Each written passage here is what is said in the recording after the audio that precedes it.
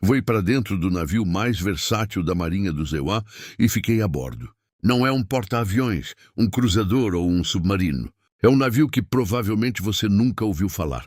Este é um navio de assalto anfíbio classe San Antonio. E eu sim voei para dentro dele, mas não em um MV-22 Osprey. Voei para o ventre desta fera em um hovercraft. A quantidade de elementos de design incorporados neste navio é insana. De coisas mundanas em que você nem pensaria, como quanta força deve ser necessária para abrir e fechar portas. Há coisas curiosas, como por que todos os corrimãos são montados tortos. Vou explicar tudo isso e muito mais. Por que este navio às vezes faz show de luzes? Como trazer mulheres a bordo de combatentes de superfície torna tudo mais confortável. E por que a Marinha está reduzindo as futuras iterações desta classe, projetando para ser menos capaz? Não é o que você pensa. Com um deslocamento de 25 mil toneladas, navios classe San Antonio são os maiores navios de guerra do ZEU. Bem, além daqueles que têm deck de voo da proa à popa, como supercarriers e alguns navios de assalto anfíbio, também conhecidos como Landing Platform Dock ou classe LPD-17, esses navios têm um deck de voo massivo que acomoda a operação. De 2 MV-22 Ospreys quase simultaneamente, o que eu testemunhei em primeira mão.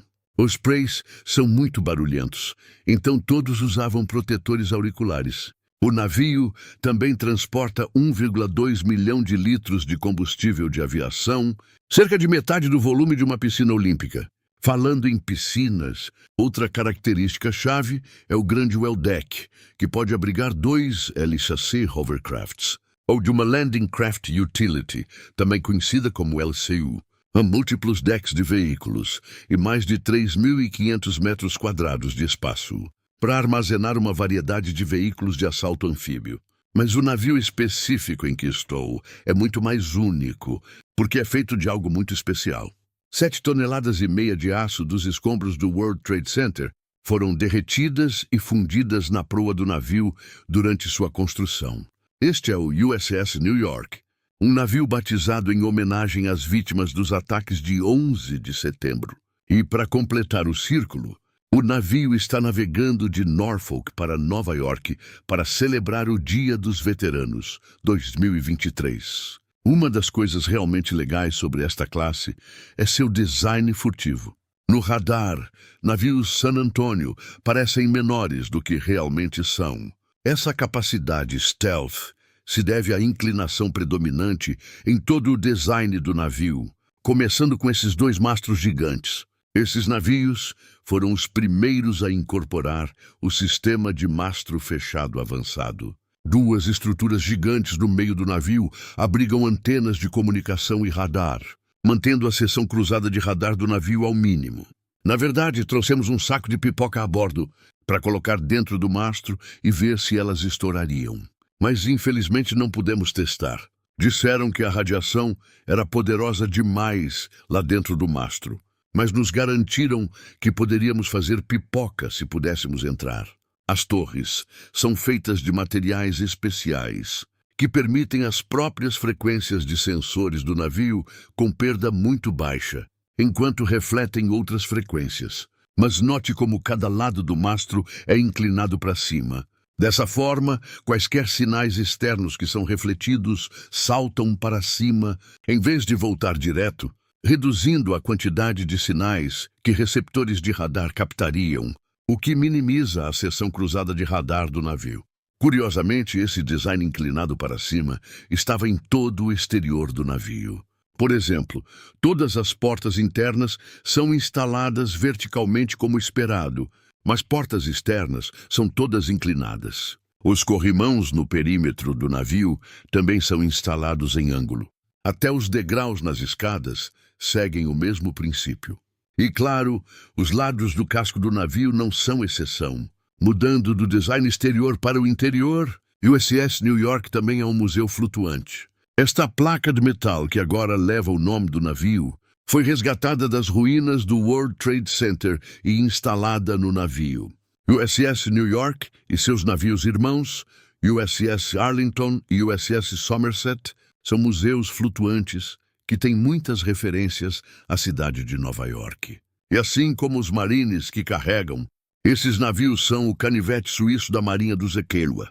É verdade que LPDs classe San Antonio estiveram envolvidos em missões como recuperar a espaçonave Orion da NASA do oceano em 2022 e também transportar terroristas capturados do Oriente Médio para os EPUs para julgamento. Mas a missão principal desses navios é levar 800 marines e seu equipamento perto de seu destino.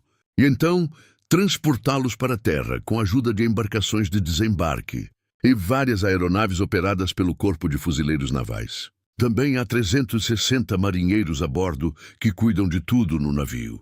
Navios San Antonio podem navegar como parte de um grupo anfíbio pronto de 3 navios. Ou podem navegar sozinhos, e é por isso que LPDs são equipados com 2 lançadores de mísseis, RIM-116 RAM, para defesa pontual contra mísseis antinavio. Cada lançador fica sobre um conjunto de molas gigantes que atuam como amortecedores. Este navio não está equipado com mísseis superfície-superfície, mas poderia carregar um HIMARS. Isso foi de fato testado no USS Anchorage em 2017, onde mísseis foram lançados direto do deck de voo do navio. Lembra daqueles Ospreys? Por acaso, um deles ficou no deck de voo do USS New York e foi dobrado. Então, na manhã seguinte, tive a oportunidade de conferir de perto.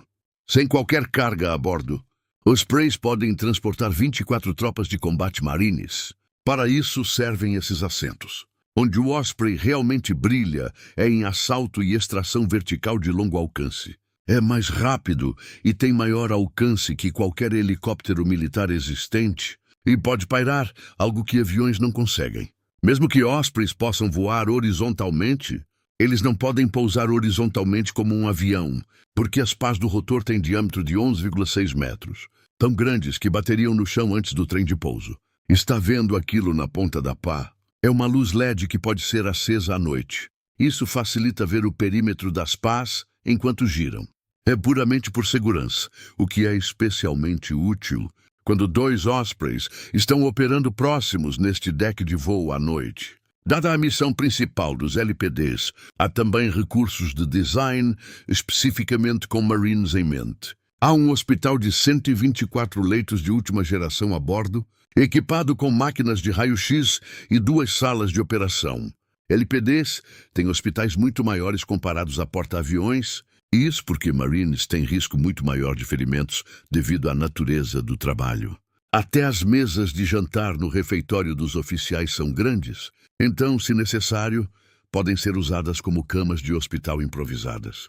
Se você já esteve em algum navio naval, sabe que tem corredores bem estreitos, e LPDs não são exceção. Mas as passagens que levam ao deck de voo são muito mais largas. Então, marines com todo o seu equipamento podem ficar de prontidão nesses corredores, antes de serem transportados para a costa em Ospreys. Esta passagem larga é bem especial, e é por isso que cada LPD tem um nome único. No USS Fort Lauderdale é chamada I-95, em homenagem à rodovia que vai para o sul até a cidade de Fort Lauderdale. Estou a bordo do USS New York, e aqui a passagem é chamada Broadway. As paredes são decoradas com dezenas de pôsteres de shows da Broadway. E não só isso, eles até têm as luzes da Broadway. Mas essas luzes não são para show. Navios San Antonio podem abrigar 2 LCACs ao mesmo tempo. Quando um LCAC se aproxima para entrar no navio, a porta traseira se abre. Mas o LCAC e o navio primeiro precisam comunicar quando a embarcação pode entrar. Greenwell significa que o navio não estará manobrando. Então o LCAC pode entrar com segurança. Mas além do rádio, os LPDs também podem usar essas luzes verdes piscando, além ou como backup para o sinal Greenwell no rádio. LCAC são monstros almofadados. Para referência, tenho um 90. Eles podem ir de parados, apairando em menos de 2 segundos, e são bastante rápidos e manobráveis. A areia soprando no meu rosto enquanto o LCAC vira te dá uma ideia da quantidade de empuxo que suas hélices gigantes geram. E para quem é cético, LCACs realmente pairam. Eu podia ver claramente através da saia. E sim, eu pedi consentimento antes de filmá-la. Mas o que acontece se essa saia rasgar? Sob a saia, há um casco liso e brilhante, assim como o casco de barco. Se o LCAC quer ficar parado na água por períodos prolongados, pode simplesmente desligar os motores, sentar e flutuar como um barco. Mas como LCACs não deslocam água quando estão pairando, disse que estão voando e devem ligar luzes piscantes ao operar, assim como aviões fazem. Além de danos à saia do LCAC, outro problema comum é causado pelo sal, que pode corroer o metal, e areia, que pode entrar em todo lugar e causar problemas. Para lidar com isso, há uma estação de lavagem na base naval Little Creek. Então, quando LCACs voltam de sua missão, são enxaguados com água doce. Operar um L6 pode parecer divertido, mas pilotos de LCAC não são pagos para se divertir. A parte mais difícil do trabalho é colocar o veículo dentro do well deck de um navio em movimento sem arranhá-lo. Há apenas cerca de 30 centímetros de folga de cada lado, então é preciso muita habilidade para fazer isso. Uma vez dentro, o LCAC é acorrentado para que o movimento do oceano não o mova dentro do well deck. E como acabamos de entrar, o LCAC precisa ser enxaguado com água doce, que é uma commodity rara no meio do oceano. É por isso que o navio é equipado com um sistema de osmose reversa, que não apenas gera água potável para quem está a bordo, mas também água suficiente para lavar LCACs e outros veículos conforme necessário. Caso esteja se perguntando, esta não é a parte de escalada da academia. Este cara está colocando esses parafusos grandes para prender a porta traseira. Uma coisa que achei interessante foi que não importava com quem eu conversava. Todos diziam ter o melhor trabalho no navio. Não importava se era alguém que trabalhava na ponte e estava encarregado da navegação, ou alguém que trabalhava nas partes mais humildes do navio, como a área de direção, onde é preciso subir e rastejar por espaços apertados, para verificar e manter os sistemas hidráulicos que movem os lemes massivos de 22 mil quilos do navio, ou aqueles que trabalhavam na sala de máquinas, localizada vários andares abaixo do nível do mar, onde era quente e barulhento. Mas estão se divertindo e orgulhosos de seu trabalho. Falando em orgulho, meu nome é Richard Othmer e entrei na Marinha em 1974. Depois de servir na Marinha dos EUA, Richie entrou no Corpo de Bombeiros de Nova York e era bombeiro quando o 11 de setembro aconteceu. Muitos anos depois, iam comissionar o USS New York. E eu estava no comitê de comissionamento. Então Richie, Carl e 2 outros amigos bombeiros, Tom e George, tiveram uma ideia. Nos reunimos e pegamos este pedaço de aço, de um flange, de uma viga aí do World Trade Center, para homenagear bombeiros, polícia NYPD, FDNUs e polícia da Port Authority, mas também os fuzileiros navais e marinheiros da Marinha dos Equad, que iriam tripular o navio, porque nos uniu a todos como americanos. Foi realmente especial encontrar Richie e ouvir sua história. Ironicamente, faz 14 anos até hoje que o navio foi comissionado, 7 de novembro de 2009. Então é legal que vocês pediram para falar sobre isso hoje. O design da classe San Antonio reflete a percepção de que para cumprir uma missão, qualidade de vida para quem está a bordo é tão crítica quanto a tecnologia que usam. É por isso que todos os sistemas foram projetados para 90% da população americana. Por exemplo, as portas estanques foram projetadas para operar com 11 kg de força, significando que o esforço físico para fechar a porta estava dentro de 90% da faixa física de quem está a bordo. Similarmente, os beliches são projetados para acomodar confortavelmente 90% da tripulação. Agora, se sua altura está no percentil 96, que é 1,90 m, você pode não conseguir deitar tão confortavelmente nos beliches. Mas não se preocupe, esta classe foi a primeira com áreas de beliche sit-up, o que é bem útil se você quer sentar para ler um livro ou escrever uma carta. Embora o beliche de cima não tenha o recurso sit-up, isso é o que os juniores ganham. A proporção de chuveiros para tropas e banheiros para tropas também melhorou nos LPDs. Antes de 1994, mulheres só podiam servir em navios de apoio e não combate. E é por isso que assim que mulheres foram autorizadas a servir em combatentes de superfície, a qualidade de vida melhorou para homens, mas não pelos motivos que você pode pensar. Na época, mulheres tinham maior permissão de seabag, o que significava que precisavam ter armários maiores. Então, é graças às mulheres que navios San Antônio foram os primeiros combatentes, projetados para ter armários maiores para mulheres e para homens. Durante operações noturnas, as luzes da ponte são mantidas ao mínimo, usando apenas luzes vermelhas, porque o vermelho se dissipa muito mais rápido. Uma das coisas que realmente apreciei durante a navegação foi a qualidade do céu à noite. No oceano, longe da terra, não há poluição luminosa. Então o céu é absolutamente magnífico. Mas imagine se alguém caísse na água quando está escuro como breu. Exceto que eu não precisei imaginar. Foi apenas um exercício de homem ao mar. Então fizeram uma contagem para ver se alguém estava faltando. Para marcar a localização aproximada do homem ao mar, uma luz e sinal de fumaça foram jogados na água. O navio, então, executou uma manobra Williamson para passar pelo alvo e simular um resgate pelos mergulhadores. Disseram que as chances de sobrevivência seriam mais de 70% durante o dia.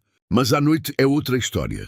Como você pode ver, até a luz desaparecia por alguns segundos atrás das ondas. Quanto mais uma pessoa, tornando suas chances de sobrevivência menos de 20%. A classe San Antônio agora é considerada confiável e bem-sucedida. Mas quando a classe inicialmente foi à água, teve um começo difícil.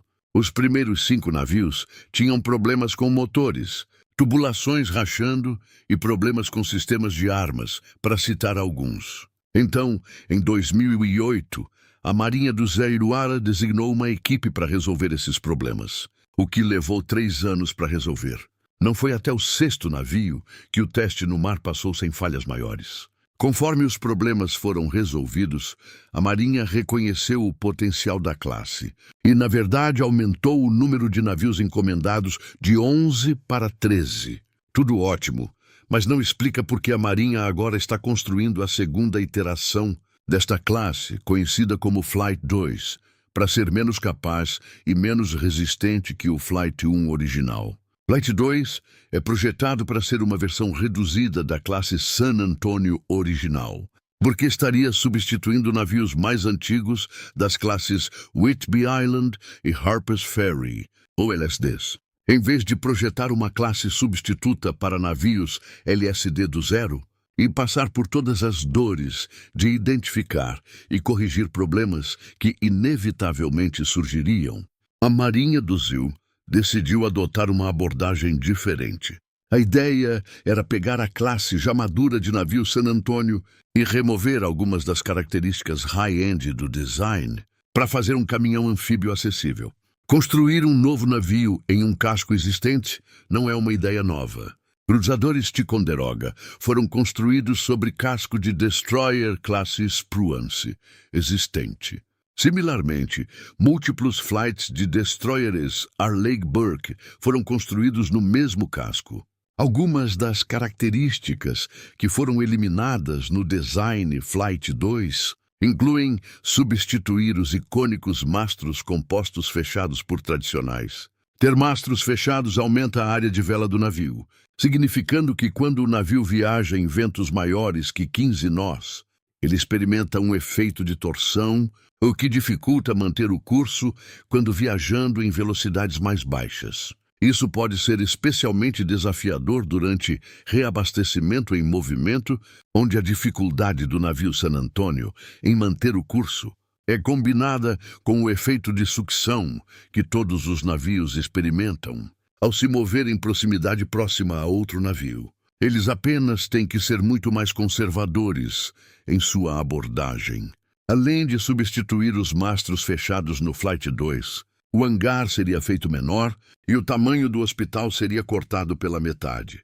Na verdade, as instalações médicas de última geração no Flight 1 eram tão boas que o casco está sendo considerado para substituir os 2 navios hospitais envelhecidos da Marinha, o USNS Mercy e o USNS Comfort.